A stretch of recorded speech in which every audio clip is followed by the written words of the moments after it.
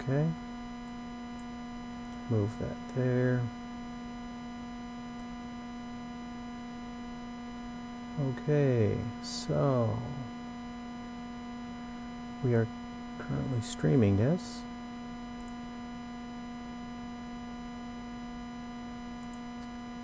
Okay, well, I'm still getting used to this system here, so I'm not entirely sure if it's streaming. Are we live?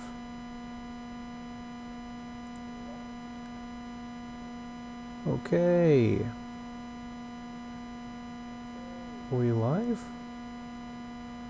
Okay. Let's go ahead and get this sucker ready to go. Hey, Zachary, what's up? Just gotta make a quick announcement here, and then we're ready to go. All right.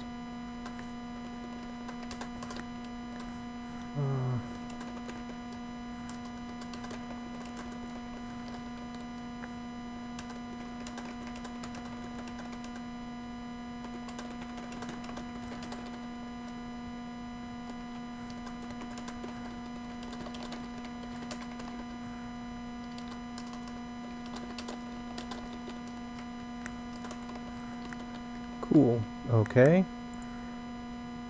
Alrighty. So,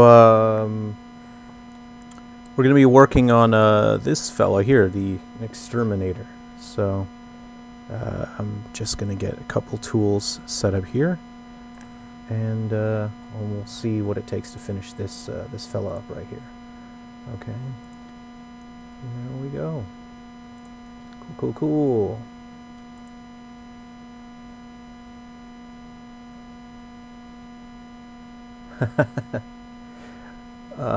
Actually, I kind of enjoy listening to creepypastas as well. Usually when I'm working late at night, and then I've sort of watched all the video game talk that I enjoy watching, all the news channels and things like that, talking about the new games that come out. I often end up watching creepypastas late at night as well.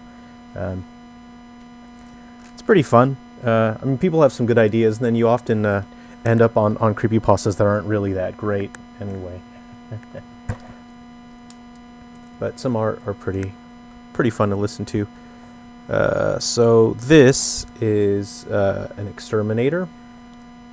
He'll be a new enemy in Silver Falls Guardians and Metal Exterminators. So when working on this fella here, I use a drawing tablet. This is a Wacom drawing tablet. I'm gonna have to get used to the latency here. So I use a couple different Wacom tablets. This is an Intuos 4. It's a couple years old, but there's nothing wrong with it. It's a pretty great device. This lets me draw directly onto the screen. It's got pressure sensitivity, tilt sensitivity. I especially really like the Intuos because you can customize the buttons here on the side.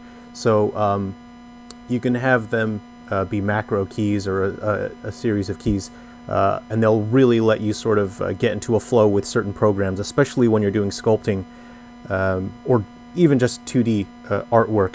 It has this wheel here that sort of lets you can see I'm sort of zooming in and out to the creature as I move the wheel, but you can also have it do other things. There's a shortcut key in the middle that changes what that wheel does. You can use that wheel to change the brush size as well, so you can work pretty fast. And when you're working on this stuff, you want to get into a groove. I generally use two different styluses when I'm working on an Intuos tablet. The reason being is that I have different nibs on the stylus. Can you guys hear me all right? Is that working all right? Hope you guys can hear me all right. And different nibs let you do different things. So I've got a nib on this stylus which has more friction. So if I'm doing line work or work that I don't want the pen to be flying across the surface quickly, I generally use this one. It has more friction on it, and that lets me have more control over what's going on when I'm drawing on the surface. And then I generally have a second stylus, which if I'm coloring in art or I want the stylus to move faster, then it's got a plastic nib which moves across the surface a lot faster. So this drawing tablet, this one doesn't have the screen on it. I have a secondary one, which is this fella here. What model is this one? This is a Cintiq 13, so I guess it's 13 inch diameter, so same sort of deal. It's a drawing tablet, but this one has the screen on there, so you can see what you're drawing on there. So if you're doing line art and coloring, generally that's much better for that, because it's really hard to do line art if you can't see what's going on. But I really like using these styluses for 3D modeling. So we're just gonna get right into it here. So what's really good about these is the Alt, Control, and Shift key are on the tablet, so that lets you sort of navigate your workspace, so you can rotate and move the workspace. Is the audio coming through all right? Is the audio okay?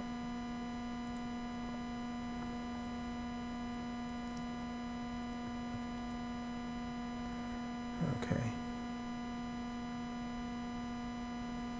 Let me have a look at my OBS here. Yeah, my audio levels seem to be okay. Cool. All right, so awesome, cool. Thanks for joining the stream here. So for this particular part, I'm going to be working on the finer details of this fella. So I'm going to use my stylus that has the tip with more friction on it, because I actually want to be able to control very fine details. Where when I'm doing huge bits, like I'm extending the tendrils, I use the other stylus because it moves faster and more smoothly. So when I'm making a creature, I like to imagine sort of what, if it has a bone structure, what sort of bone structure it's supposed to have. I like to imagine where its vertebrae would be connected, and what, where its ribs, where its legs, and by imagining the sort of where the bones connect, I sort of lump on muscle mass on top of that. Let's see here. Okay. So I want to define the vertebrae a bit, because this guy, he's still a little bit chunky, and as a rule of thumb, things that are chunky tend to be cute. I don't know if you can imagine like a cute chunky dog or a cat or an owl. They're adorable because they're chunky or fluffy. Whereas when things are gaunt, they tend to elicit a sort of a primal reaction of a bit of fear and wariness. So as I use this tool, I'm using Sculptress to show people Sculptress, because it's free, anyone can use it.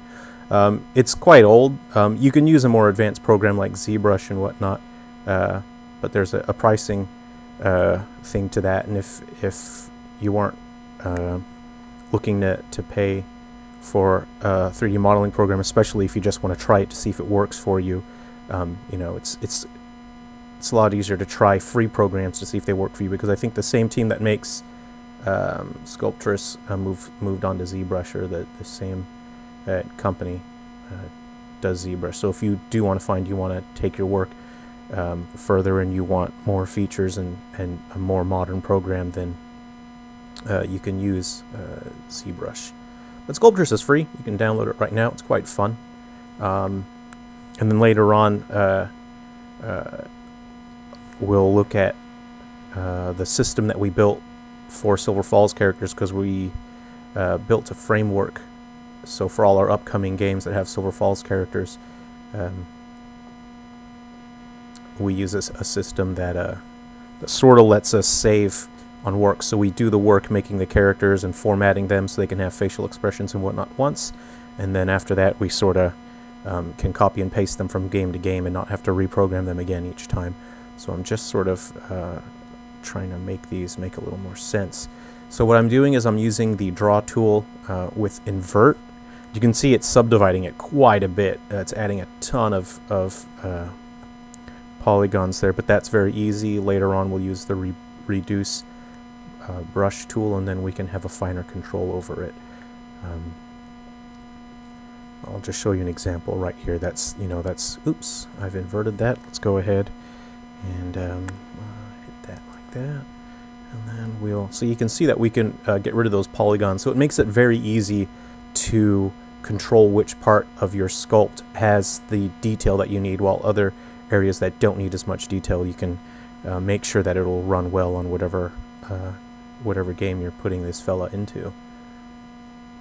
So you have the draw. Again, I'm going to go to invert. I'm just sort of sculpting out these vertebra a bit, and then I'm going to make him more sinewy here.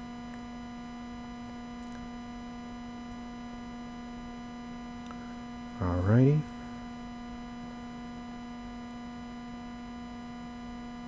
Oh, there's humming on the phone. Sorry about that. I'll try and look into it. I'm not sure why it's doing that, but I'll try and fix it for next time. So let's see here. Okay. So for the folks in the stream, what new games are you guys playing? Because I actually haven't got to play many new games, so now I'm just sort of resorting to hearing what other games people are playing, what other games people are playing and enjoying. And if I happen to get a chance, a couple hours here or there, I'll try and grab a game and play it a bit. But like I'm a massive. I grew up playing Final Fantasy VII. I haven't even played the Final Fantasy VII remake, which sounds insane. If you had gone to the teenage version of me and told me that there would be a remake of Final Fantasy VII, then I wouldn't get to play it. I would say that you're insane, you're a crazy person. But I haven't played that. I haven't played the Link's Awakening remake, and I think Link's Awakening is probably my favorite Zelda. So yeah, I'm mostly trying to get this these Silver Falls games done. Unfortunately, there's been some delays. It's been a really crazy year, and everyone's had extra challenges this year. So I've just had to put in a bit of extra time working on this series to get these games out. So I accidentally touched a tendril, but that's fine. It's not a big deal. So here what I'm doing is just adding a bit of mass here. But right now I'm finding that this nib has a bit too much friction now, because I'm done working on the smaller aspects. So I'm switching to the smoother tip here because I want to work on the larger parts to this fella here. Let's see, like that. And you can see I'm able to move the pointer a lot faster. So he's getting a little bit too muscular back there, and his knees are quite amorphous, aren't they? So I'm sort of looking at this thing, and that bit looks funny to me because there's not a lot of definition in there. And in general, like if you look at a comic work from someone like Junji Ito, you sort of understand the concept that the more detail you have, the more visually connected to something reality is, and the more upsetting something becomes if there's too much detail, but the detail lines up in a way that isn't pleasant to the eye. You can elicit a sense of horror as a visual response to that. So I'm going to fill this area out by imagining like if it had, for example, calf muscles and whatnot. So what I'm going to do now is use the I'm not sure if I want to use the draw and invert or crease here, but I'll crease actually, and I'll start defining a knee joint here. So this is probably a little too, let me dial that down. Okay.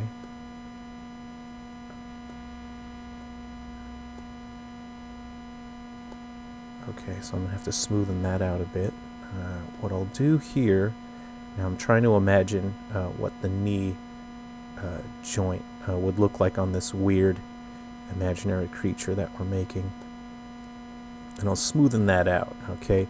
Now I want to imagine that there would be some sort of a tendon that would run from there to there to make it visually make sense. So right now there isn't anything like that, so what I'll do is I'll sort of size like that. Let's see here. Try to imagine a tendril here like this.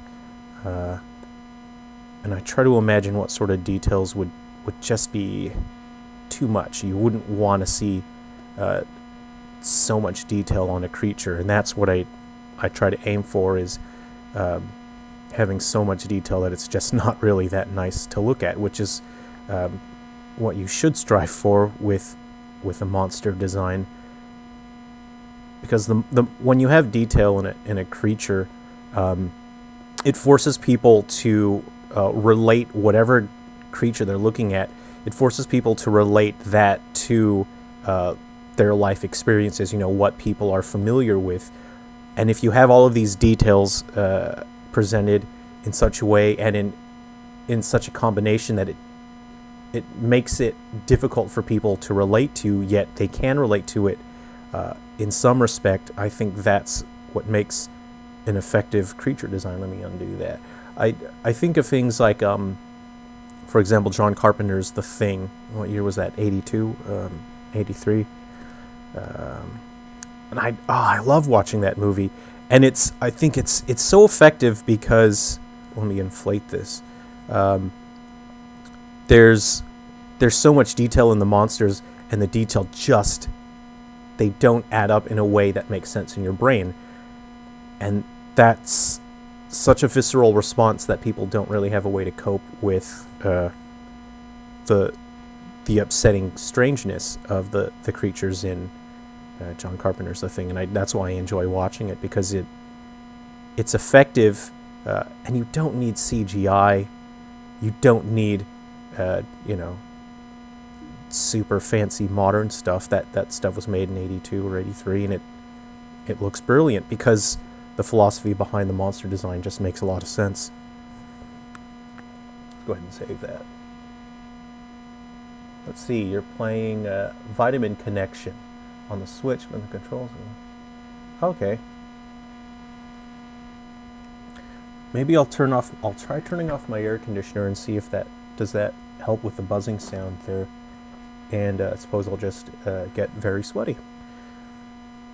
Vitamin Connection on the Switch.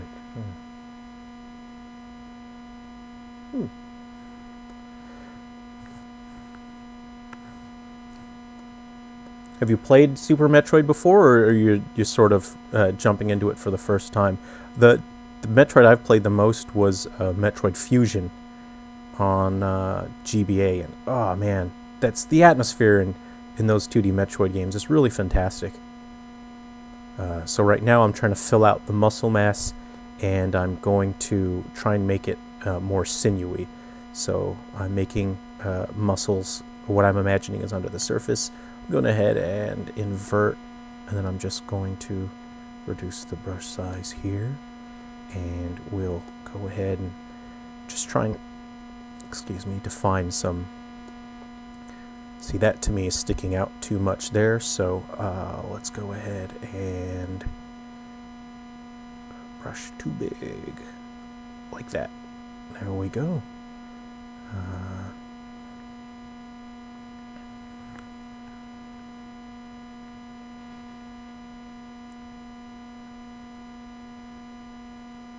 Oh, that's cool, yeah.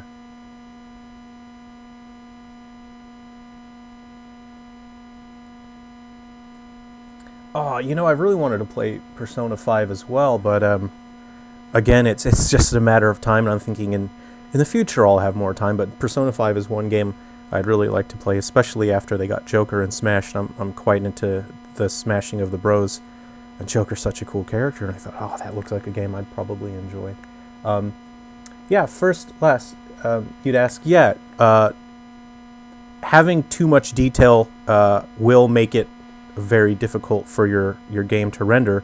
You can see, I think there's 395,000 triangles here, which is too many. There's a tool here called the Reduce Brush, and what the Reduce Brush lets you do is, let's see here, I have the invert ticked there. Let's go ahead and take that out. So with the Reduce Brush, you can actually see that you can manually control your number of the amount of polygonal detail you have in a particular area. You can see as I run this along I'll just do this without even really paying attention to where I'm going.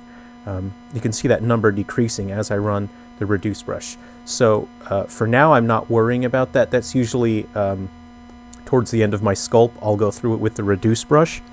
But for now, I'm just focusing on the details and visually making this thing look like what I've imagined and what I've envisioned. So that's quite an easy step to deal with. That's something that you can do later on. You can do it a couple times in the middle of the sculpt. Sometimes I will in the middle of my sculpt. I'll do that. So again, if you're not familiar with this program, it's called Sculptress. It's free. Anyone can grab it. I think it's made from the people that make ZBrush, which is a kind of an industry standard. Sculptress is free. Anyone can use it. It's quite easy to use, and it's very fun to use. So the grab tool is actually quite useful as well. Like I can sort of see that leg mass is a bit too forward. So what I want to do is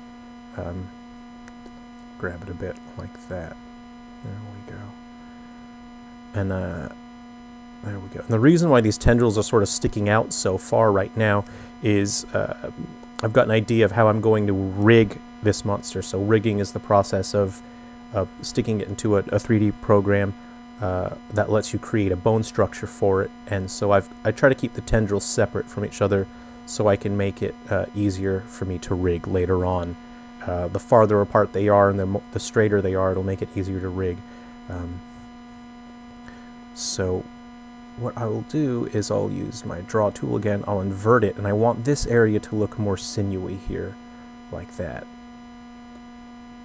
There we go. And again, there's pressure sensitivity with if you use a drawing tablet like the Wacom. There's pressure sensitivity. Yeah, it does look a bit human with the monster's legs a bit. That's a design philosophy that I try to stick to with the Silver Falls monsters, is that they aren't necessarily just like how outlandish and crazy can I make this monster. It's I want the certain parts of the monster to be recognizable in a way that makes you think you can kind of recognize part of it, like, oh, that part of the monster sort of looks like this or sort of looks like that. But overall, the overall, all of the details of the monster put together don't make sense, but parts of it look like something you would recognize. And having a sort of visual relatability where people can relate to things, I think is an important part of creature design, because if someone can't identify something just by looking at it, they don't really connect to it, and then you sort of subconsciously give up trying to understand something. And when it comes to creature design, this is my personal philosophy. I'm not like a creature design doctor, but I feel like if someone tries to understand something, they'll spend more time thinking about it, and it's more upsetting when they subconsciously accept defeat in that they know that they won't be able to understand something. And it's the fact that they've spent time trying to understand something. It's that like sort of time investment that makes it more meaningful. Like for example, if you've watched John Carpenter's The Thing, when you get to the dog transforming scene and you think, okay, I kind of get that. I get that it's a dog, and then it starts transforming more and more, and it just gets more and more upsetting as the scene goes on. And I think that's like a perfect example of, oh, now it's upsetting because you thought you understood it, but now you're looking at the whole thing and you really don't. It's not just a dog, it's some sort of weird thing. So I try to make certain parts of my creatures look like they could be a human limb or something that you think you might recognize. So I like to have the wireframe on because I can tell how much detail is in a particular area, but for now I'll turn it off because it's actually a bit distracting now. It's getting in the way of looking at my sculpt.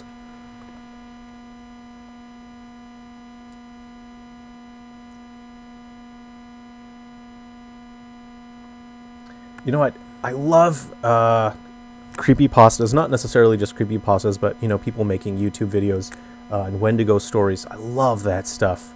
It's fun to see people put their own little spins on it when they're telling stories about Wendigos and other similar sort of cryptids. But yeah, I love that stuff. If it's late at night, I'll I'll probably put a couple of those kind of YouTube videos on. I love hearing Wendigo stories. I like seeing people's artwork about the Wendigo.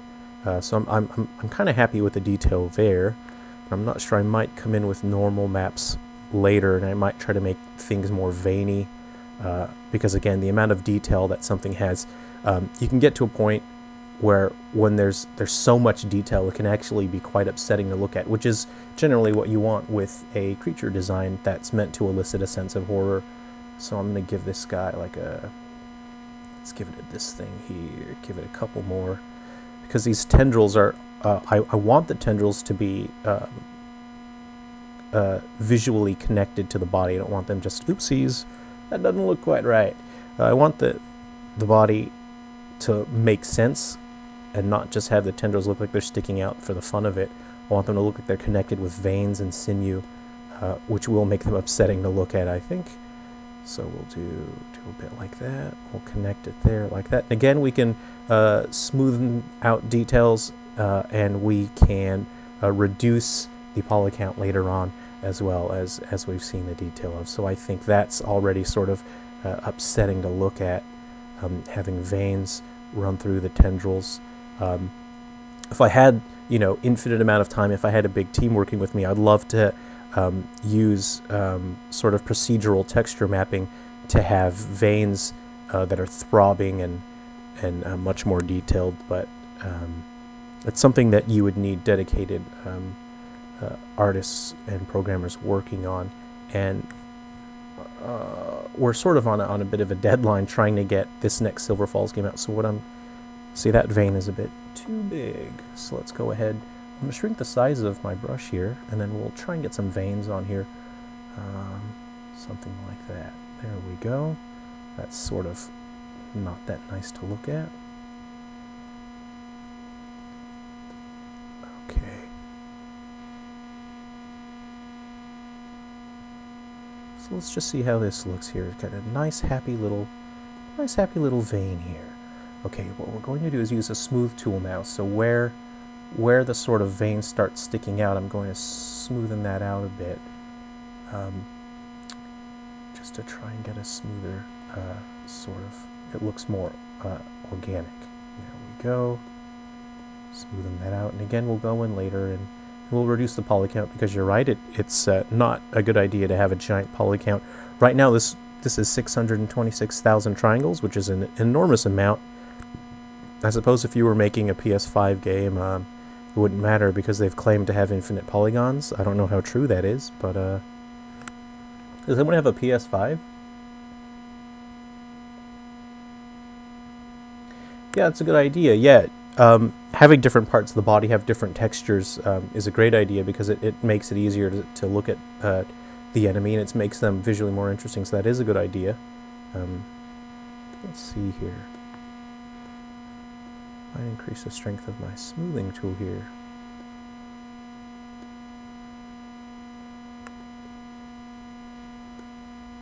Let's see.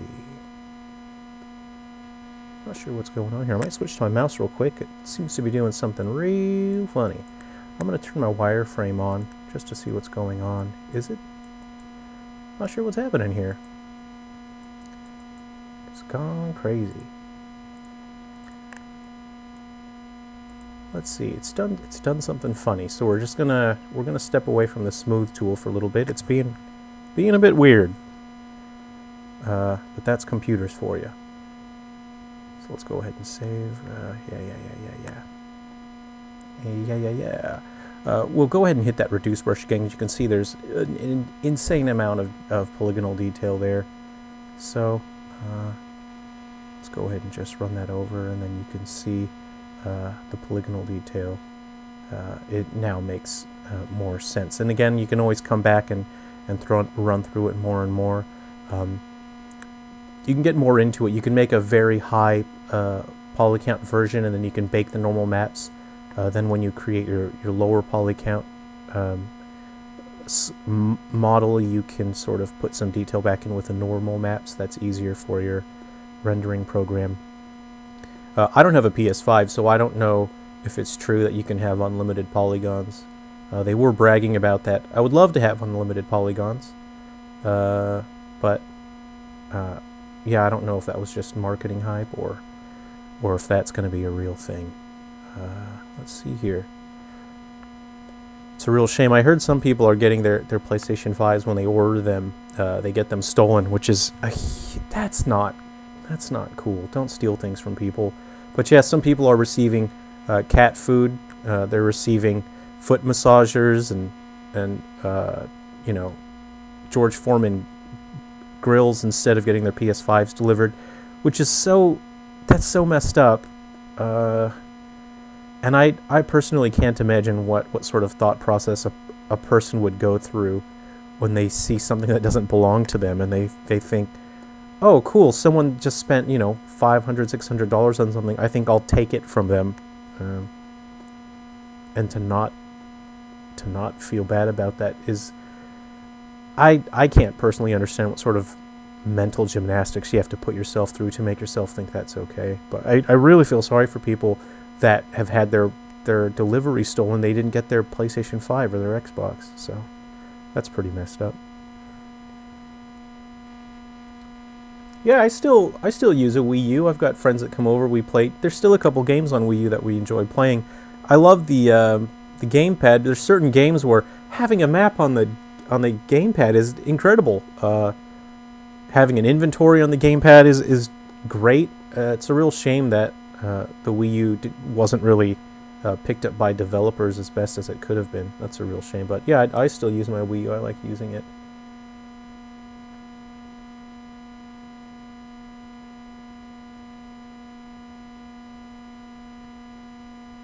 Yeah. I think the unlimited polygon thing was just a marketing thing, but it sounds cool. But I mean, they kind of say that every generation, don't they? Like, oh, you know, unlimited this thing, more of that stuff. What I'm really looking forward to, I mean, I don't have plans to get a PS5 or a new Xbox in the future because I work so much. My entire day is pretty much working on Silver Falls games, and I really want to make the games for the Switch because the controllers can do really interesting things. And I just want to see what I can sort of experiment with on the Switch. So I don't even get to use my Switch that much. Most of the time, I play a game that I can play for a couple minutes at a time here and there. So it's usually something like Smash Bros. All right, so I'm going to start trying to make the connections of my tendrils. I want to make them more sinewy. Let's go ahead and save this bad boy right here. We're going to draw. And what I want to do is I want to have a stronger connection to my tendrils here. And I'm also going to work on my mouthy bits. So we're adding that. Oops, I've gone a bit funny there. I normally put an undo macro on my Wacom tablet, but this one I actually haven't plugged it in a while, and I think the driver updated itself, then it erased my settings, so I don't have the macro on here right now. And I want to make it seem like there's sort of a thin skin membrane that extends out of the tendril and connects it to the body. So what we'll do is we'll just extend that out a little bit more like that. And then underneath, we'll build that up. And then build.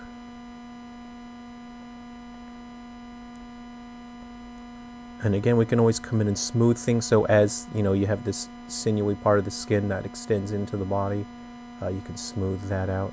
And again, there's pressure sensitivity on this tablet, so if I push harder, push softer, I get a corresponding detail on the brush here. So let's go ahead and build that up a little bit more. We'll come in and smooth it out, but the smooth tool was being a little funny. I don't feel like turning the program off and on right now. I'm just in the middle of stuff. So what we'll do is we'll invert that now, and then we'll try and make this interior part a little thinner. Okay.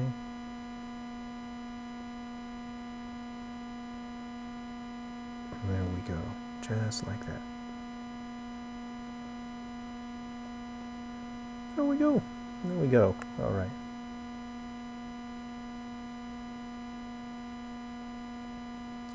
Oh, that's awesome.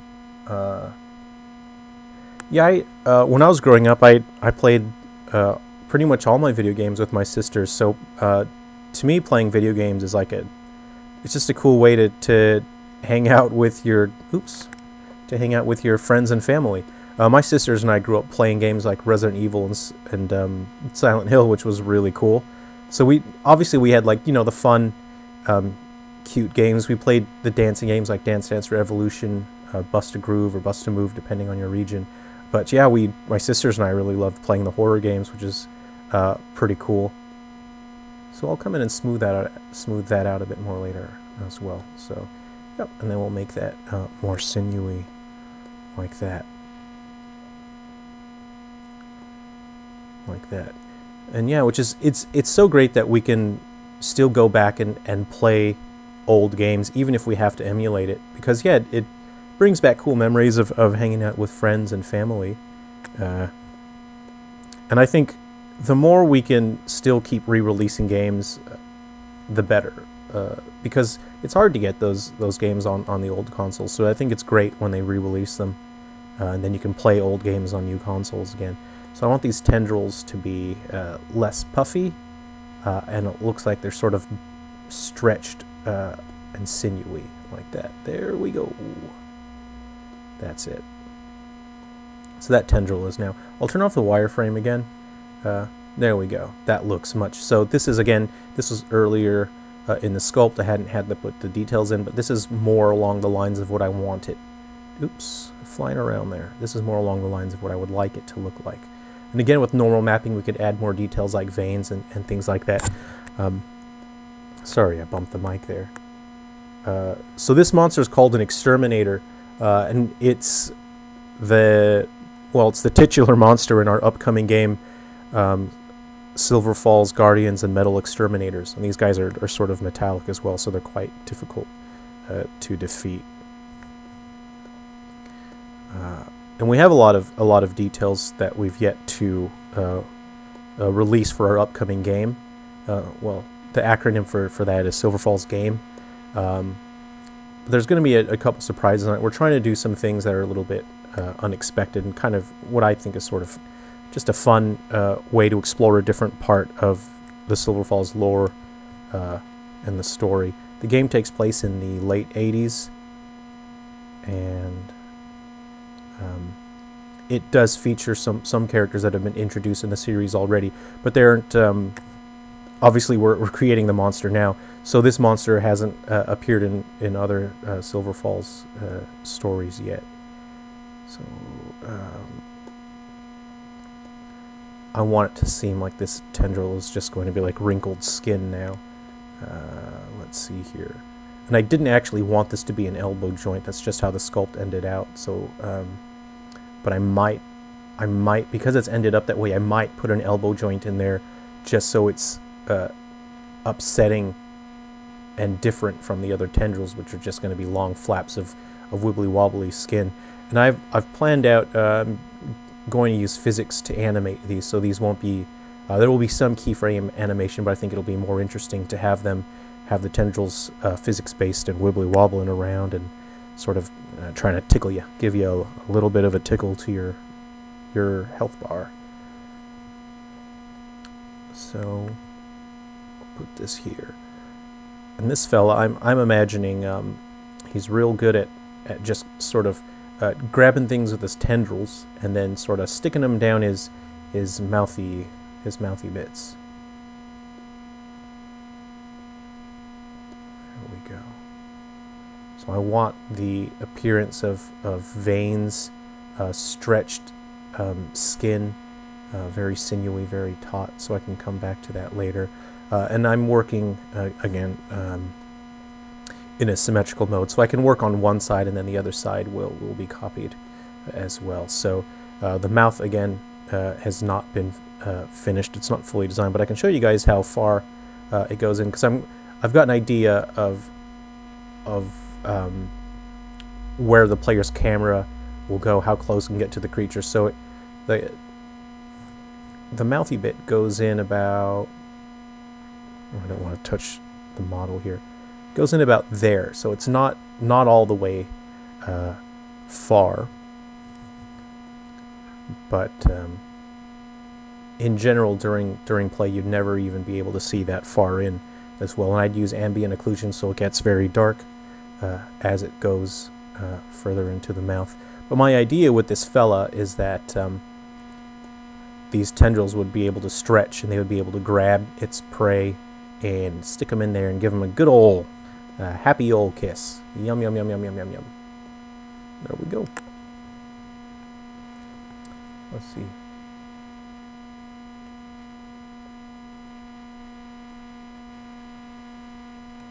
Oh, nice.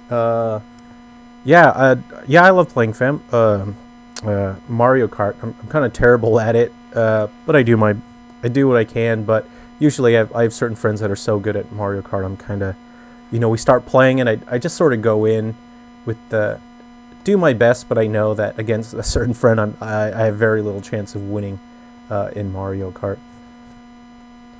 Yeah, as I was making this mouth thing, I didn't mean for it to look like the Demogorgon from Stranger Things, but it sort of just the mouth part. As I was sculpting it the other night, it started turning out that way, and I thought, well, I wasn't aiming it to look like the Demogorgon, but it happens to have a mouth thing, and it's like, that's fine. That's not the entire draw of the creature, that's not everything about it. But I thought, oh, it does look a little bit like that, but it's not really a huge deal, not a deal breaker for me. I actually originally wanted this guy to be a bit taller. This is about human height,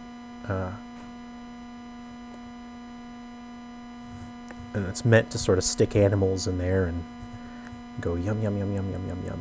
It's actually still quite a bit chunky.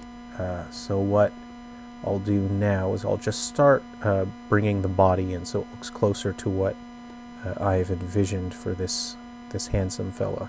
So I'm going to start bringing him in just so I need to be careful not to mess up my tendrils up there. Bring him in like that. There we go.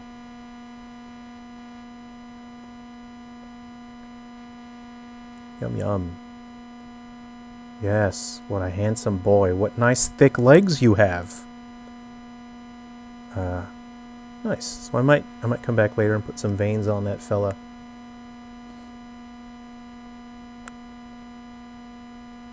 Yeah, Jabu Jabu. Man, that was the one dungeon in Ocarina of Time, Jabu Jabu's Belly, where I really got spun around. Well, actually, anything water related. You get to the water temple, and I don't know. People say it's not a big deal to them, but I'm thinking like, what? You must be some sort of navigation god if you don't get lost in the water temple in Ocarina of Time. That place is. I know in the 3DS version they added color coding, but that doesn't really change how confusing that dungeon is. Anyway, this is all quite a bit chunky. I'm going to see if I can. I'm going to try and crease it a little bit more so that it doesn't look as adorable. And again, I'll come back later and uh-oh, that's gone. That might have punched through the other side. Not super crazy about what just happened. I might try and smoothen that out. Oop, okay, I'm not happy about that either. Alright, let's go ahead and smoothen that out. Okay. Cool.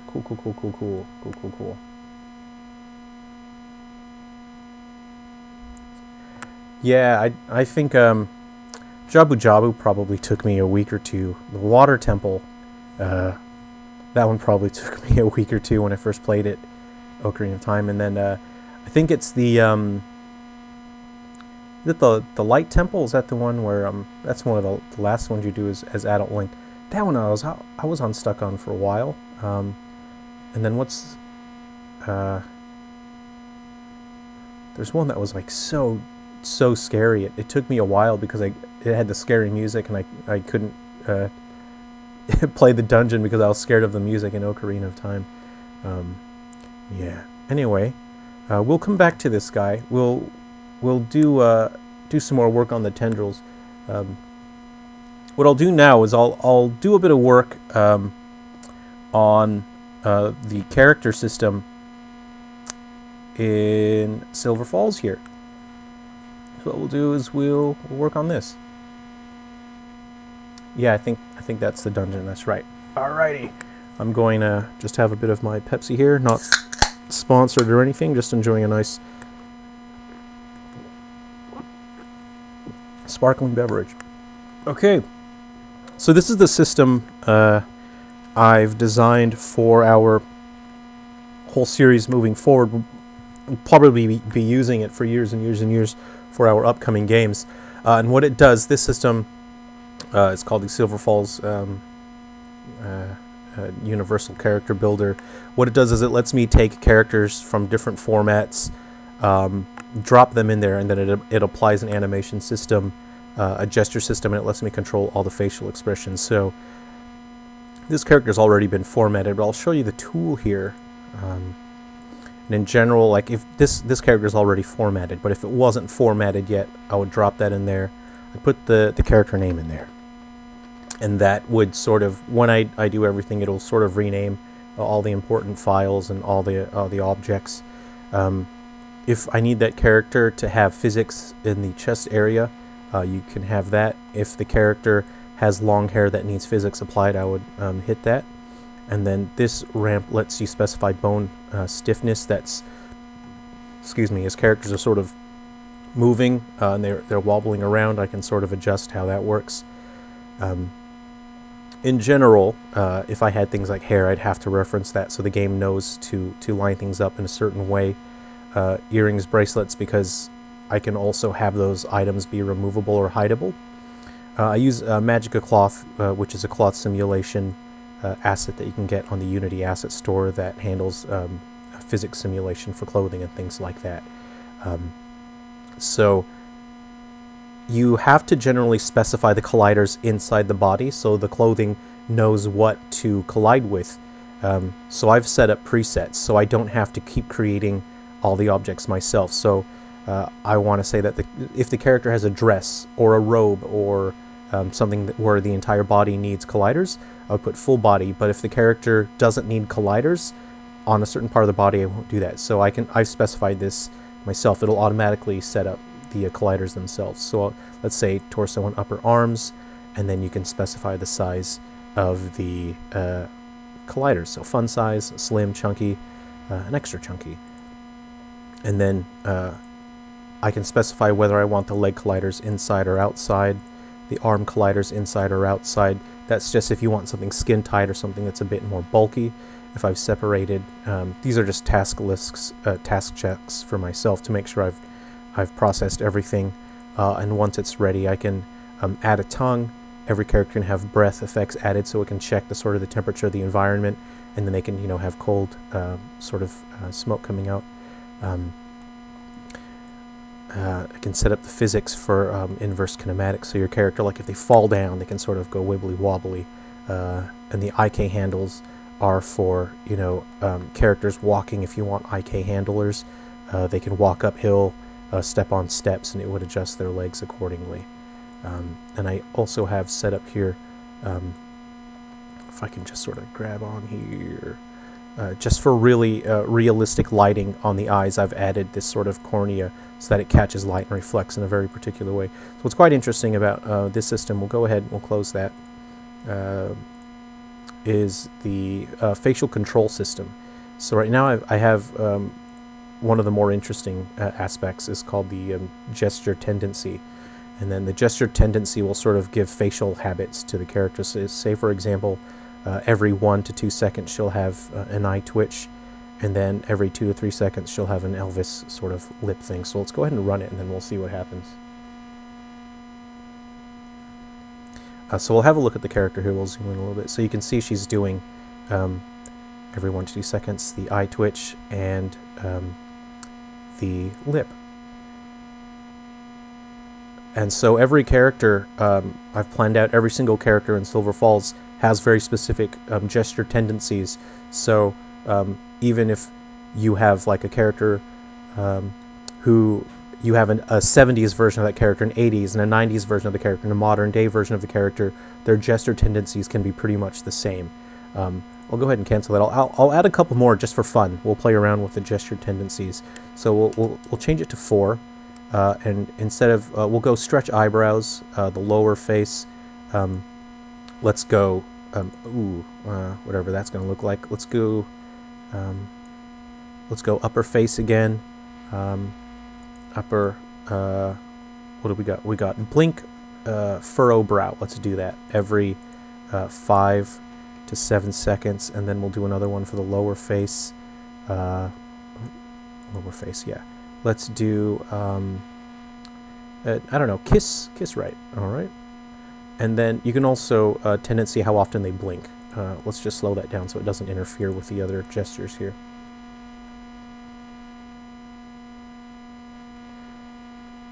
Oh yeah, I've run all this on the Switch, and it works perfectly fine. It has very minimal impact on running it on the Switch, so it can be quite as detailed. So you can see we've added a lot of extra stuff there, and she interpolates all the different gestures kind of smoothly. You can also have different reactions to different aspects. So when I'm creating sort of dialogue events or objects in the environment, I also assign a topic to those things as well. So conversation topics and dialogues have a topic, and you can have the character react to different topics in a certain way. So if someone talks about something sexy, they make an innuendo. This person doesn't like innuendos, so if someone makes, a sexy innuendo, she'll be angry. But if you have a character who laughs at that sort of stuff, you can make them, amused or happy, so they can react to different dialogue things based on their character type. So you don't have to hard code for each individual character during events. You can have their face behave differently. So what I'll do is I'll open the let's see, my perpetual emotion tester. So I'm going to test some dialogue here. So you have selected Silverfall Sam as the computer's default voice. I'm going to put Clementine in there, and what we will do is we'll hit speak text, and then she'll read out the text. So right now, her lips are quite high, and I think the speech intensity is much too much. So what we will do is we will reduce the speech intensity, and instead of being 7.5, we'll put 0.5 in there. There we go. So you can see it's not as intense now. We also have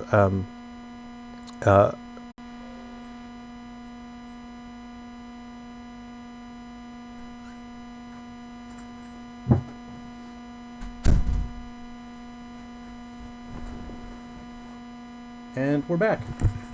Hello. Sorry, someone was using the microwave and it killed my Wi-Fi. Had to turn off the microwave real quick, so we're back to it.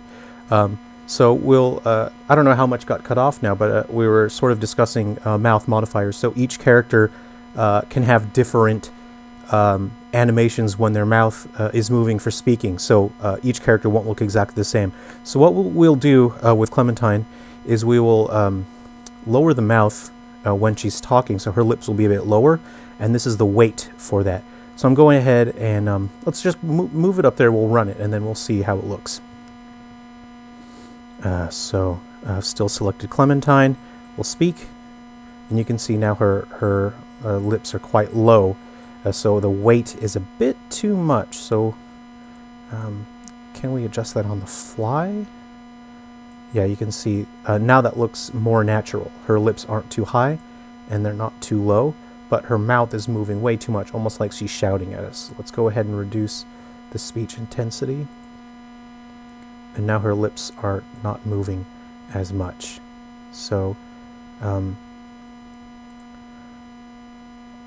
there's also a sort of lets you modify the rhythm so that her speech speeds up a little bit. After a certain number of words, the animation will speed up. So if one character reads a sentence out, it can look different from another sentence, as well as every person in real life has different habits when they're speaking. So what we'll do is, let's try this. Let's try purse lips. All right, let's see how that looks like. We'll leave that as none for now. We'll run that.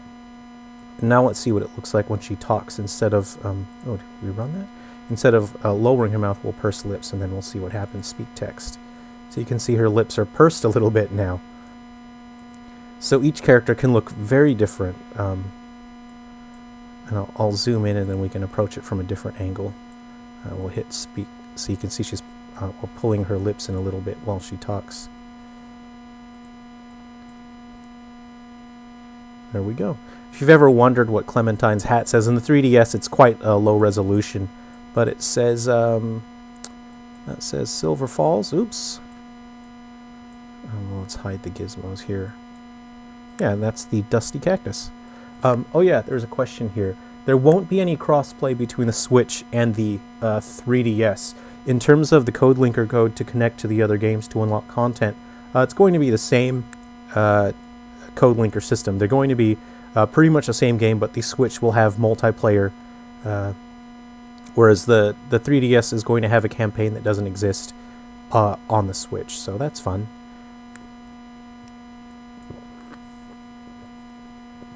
Alright. I've had a coffee sitting here. I don't know if it's cold or not. But you can see the sort of the system that I mentioned earlier has physics attached to it. So you can see the clothes have physics attached, and the chest has physics attached. And then I can have physics attached to the character's bones as well. So there's quite a lot that I can do with the system to make it. There's a lot. There's so much to go through. And then habit triggers as well. So habit triggers, these are scripts that are added, of course, as you specify these gesture tendencies. When that object is instantiated, it adds these triggers, these habit triggers. So if I had, if I put more of these gesture tendencies, then I'd have more of these scripts that are added on runtime when that character is run. And of course, it's very easy now. Every character uses this universal format. That means I can take this character, I can plug it into other games, and the animations will work. The facial system, the text to animate the face based on text. Every character will just work, so I can drop them into any event. Let's say, hello, I do not have a PS5. It was stolen and replaced with a bread maker. Okay, let's go ahead, put them in there. And what we'll do, let's see here.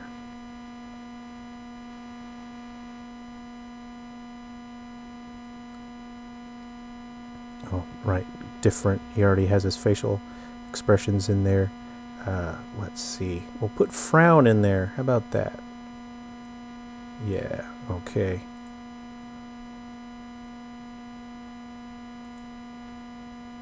Oh, it's hard to see because his mouth isn't moving that much. Let's try to dial that back. Hello. I do not have a PS5. Was stolen and replaced with a bread maker. Ah, he stuck his tongue in. I forgot that was, where is that? Crooked eyebrow, long blank left, squint long. Huh. That's in, there we go. Tongue out, upper open. Every, 15 to 25 seconds. I totally forgot about that. So, yeah, that's something I was testing. There we go. Yeah, you can give a character jelly bone. You can make their bones all wiggly wobbly. I normally have it turned off by default. Let's see here. So if we shrink that, those are the habit triggers. I think we got to go to. It's quite difficult because when you have systems that animate the bones with physics, it substantially affects things like if they have a watch or if they have something attached to their belt, having the animated physics can be really negatively affected. So I actually have bone clones. That's an entire set. It's like a skeleton that's just meant to clone the position and rotation of a character's actual bones for animating, so that I can still attach things and not have it interfere or glitch at all. So I've turned on the dynamic bones, but I'm going to be replacing that system because it's not quite doing exactly what I need to anymore. But when I've turned on the dynamic bones, you can see that that character, their spine and their shoulders now can react realistically. So there we go. Let's go ahead and reset the rotation on that. Whoa, no! But there you go. And I think that makes for a pretty realistic and interesting movement in terms of, you know, moving that character around and sticking their tongue out.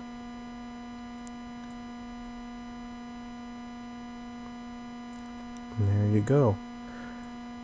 And so it took me probably 6 weeks of work to get this system made, but it handles all the pretty much everything. So I can plug it into all our future Silver Falls games now. I won't have to redo the work on each individual character. In terms of programming, the programming is already there, so that's quite exciting. Again, I'll be using that for a while.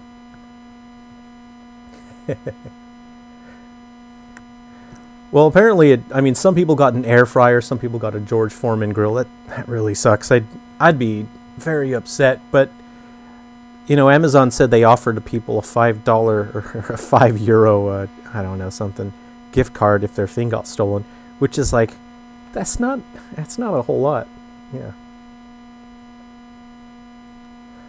Yeah, when the characters talk, generally I try to frame cinematic scenes in a way that they would in a movie, so I try to have the camera show the character's face and whatnot, and I've chosen to not do voice acting because it's too difficult to get regular voice actors back, especially for a series like Silver Falls that is so there's so much that can go on with each character, and they can appear anywhere. They can appear and do lots of different things and interact, and there can be a lot of different events and scenes. It would be way too difficult to get regular actors in, and so I've chosen to not have voice acting for the series.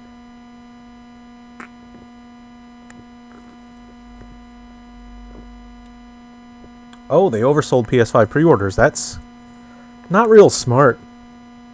You know, it would be a great way to make up for it for the next PlayStation is have a pre-order bonus that's a Sony air fryer. Yeah, you can have that one, Sony. You can keep that, the Sony air fryer for the PS6.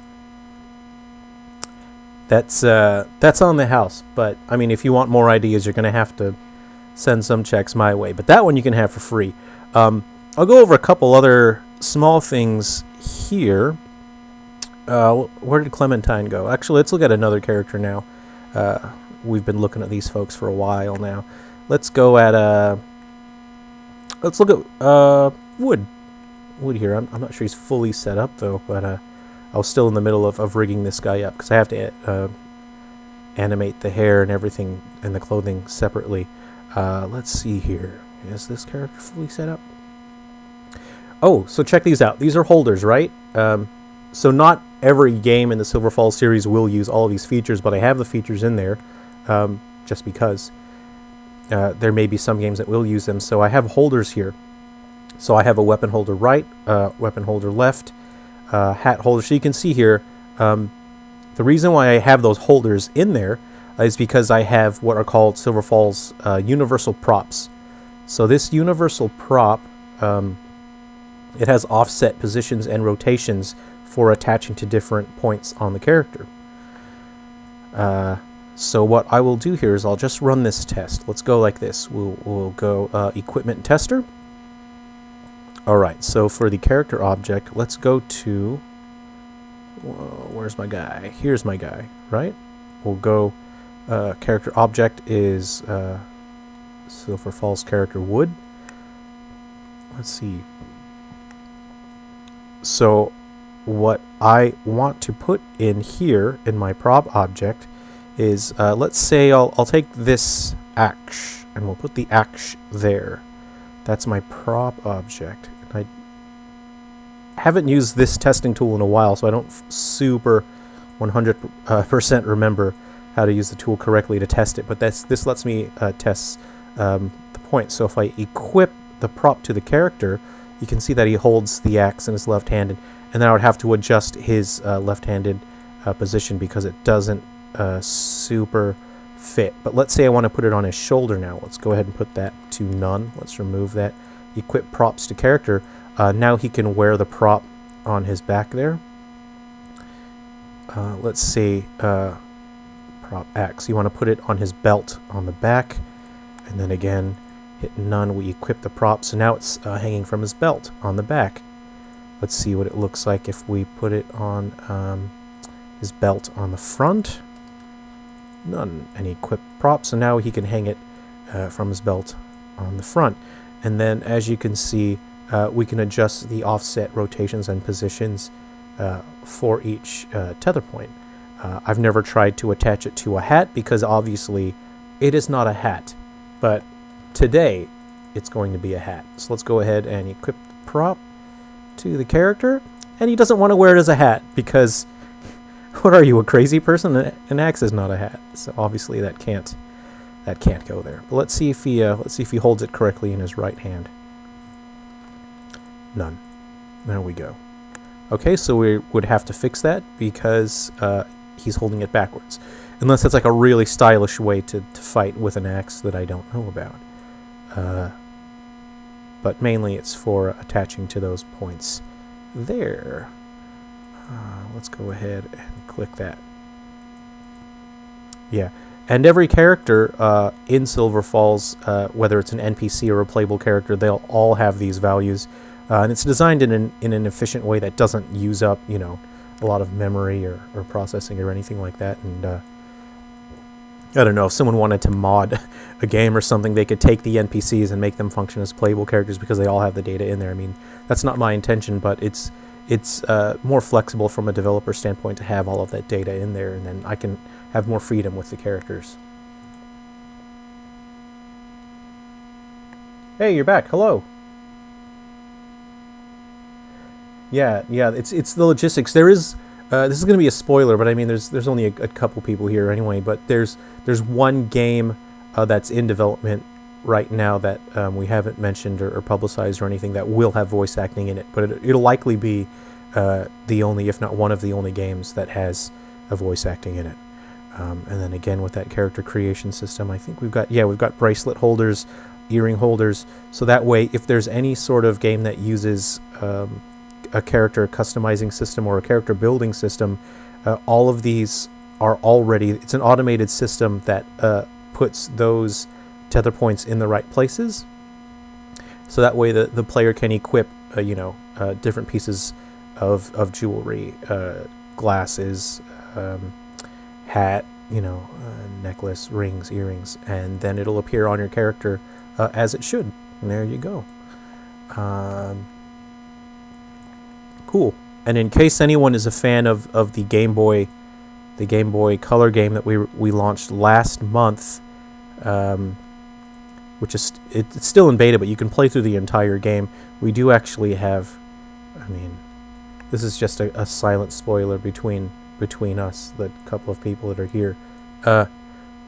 Sheriff Fred, that's in the Game Boy Color game, you see him there. This is Sheriff Fred in the modern day. This part's actually, I don't know why that's floating there. That's supposed to be...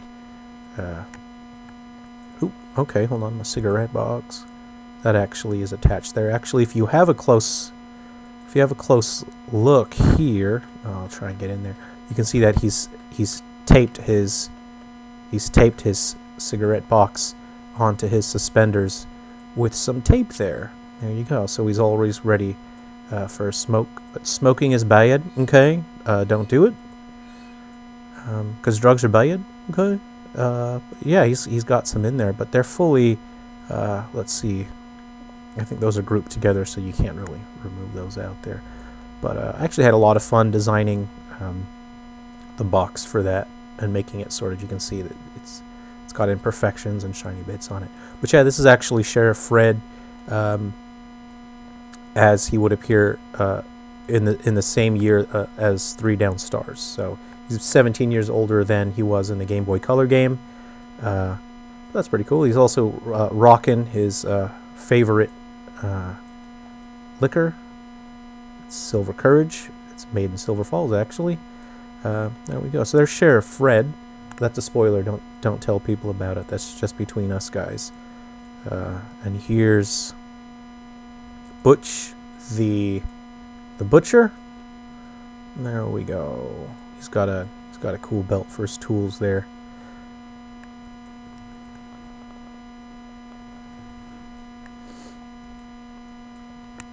Yeah. So yeah, it took a lot of work to do these sort of high definition versions of these characters because I made them originally for the 3DS. So redoing everything from scratch. So when we do that's his ties being set up for physics and whatnot. So setting everything up, having to redo all the graphics and do shaders and add more detail to things. Because when the games are on the Switch, I want them to look as good as they possibly can, and I didn't want to just take the 3DS game.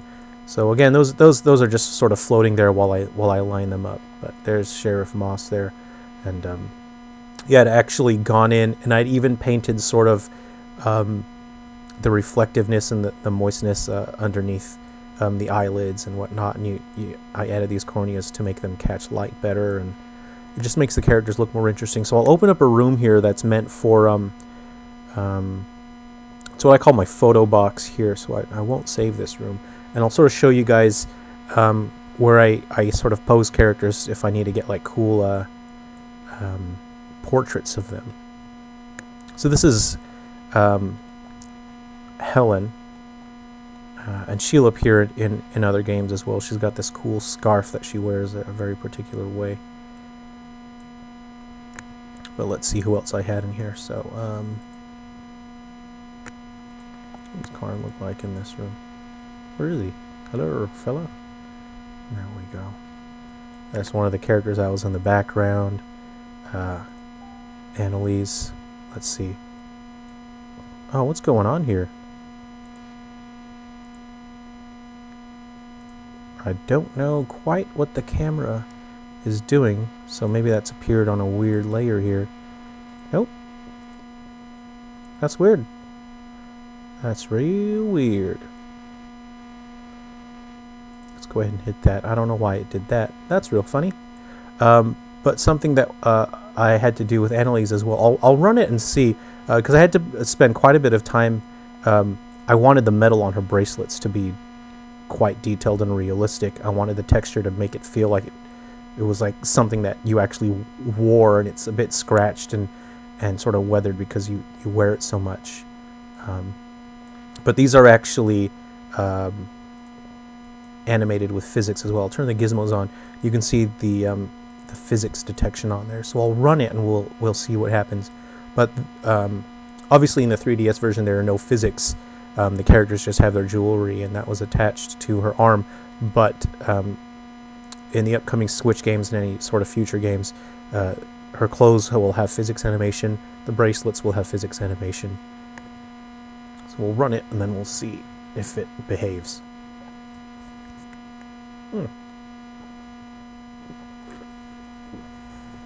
So you can see they sort of slid down her arm a certain way. Let's go ahead and character. Let's turn on all the dynamic bones here, and then I'll turn off the gizmos again, and then we can sort of, you should be able to, well, you can see her arms, her clothes have physics reactions to them.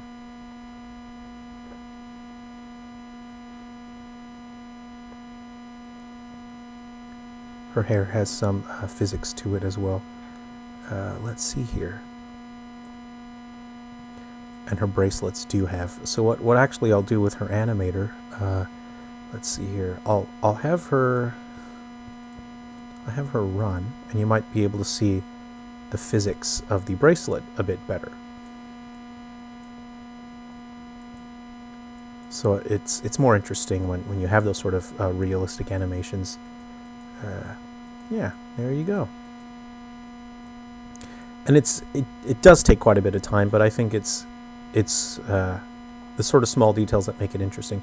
So it looks like her side bag was not attached correctly, so I'm not sure what happened there. So her side bag seems to... Where did it go? Where is it now? Ah, it's down there. Anyway, that's... must have been a weird setup process.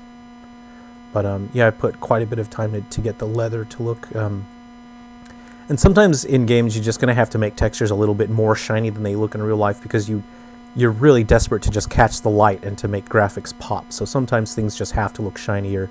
You know, leather wouldn't really look that shiny in real life, but you really want the character to catch reflections because it's eye-popping and it's interesting to look at. I'm quite happy with how that turned out. A lot of stuff you just have to manually do by hand. If you didn't have the sort of the PBR textures and things, you're just going to have to generate them either with specialized tool or do it by hand. So that's part of the upscaling process, why it's not so easy to just take a 3DS game and to drop it on the Switch. You have to do a lot of work to make things visually more interesting. Yeah. Anyway, I'm gonna head back to working on this guy for a bit. So I guess I'll end the stream now. Thanks a lot for hanging out, you guys. I really appreciate.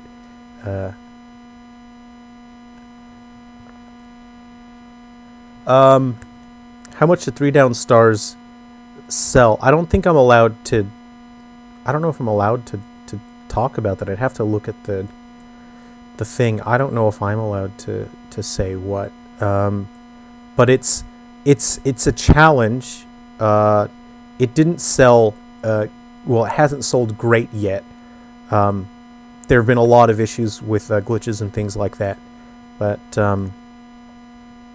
it's difficult getting updates pushed out on the 3DS because there's a lot of complications on the Nintendo side of things, and there's a developer that's been spamming Nintendo with like Brick Break clones, and it's clogging up their system, and it's just non-stop. If you have a look at the eStore, there's tons and tons of it, and my submissions are getting lost in the shuffle, and I'm being told that they're just really busy right now.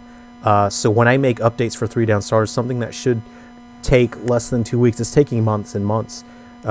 So it's hard to get new games, it's hard to get updates for 3 down stars in, but I'm really hoping that once we get a few new games in, we get some games on the Switch, people might go back and try 3 down stars on the 3DS. And if not, hey, you know, some people got to try 3DS and they enjoyed it, and that's good enough for me. As long as we get new games out and the new games are selling and supporting the studio, then that's the end goal, is to make enough to keep making more games. So let's see.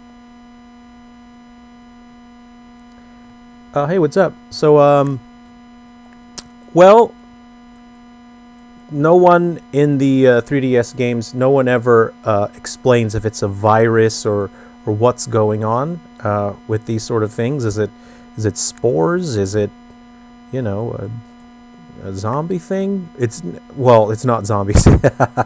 I can say that much. But yeah, over the next few games, you'll be able to. Excuse me, now my Pepsi's making me burp.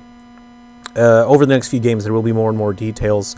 This game that's coming up, Guardians and Metal Exterminators, this will certainly give you a little bit of insight into what's going on with some of the creatures, but not every creature has the exact same backstory and answer as other creatures. So, yeah, hey, thanks for hanging out on the stream. I don't know, we're starting to get a couple more people come in. I appreciate you guys hanging out. I'll stream again in the future at some point, and then hopefully by the time we stream, we might even have this game done and submitted to Nintendo. So thanks very much for hanging out, you guys. Yeah, it was pretty fun. It was good talking games and showing you a bit of the stuff behind the scenes in Silver Falls. So if you guys have any questions, feel free to shoot me a message on Twitter, on Facebook, and if you want me to cover other topics, or you have questions about game design, just shoot me a message. I'll try and include it in the next live stream. So thanks a lot, guys. we'll see you next time. Take care. Be safe and enjoy the holiday season, I suppose. All right, see ya.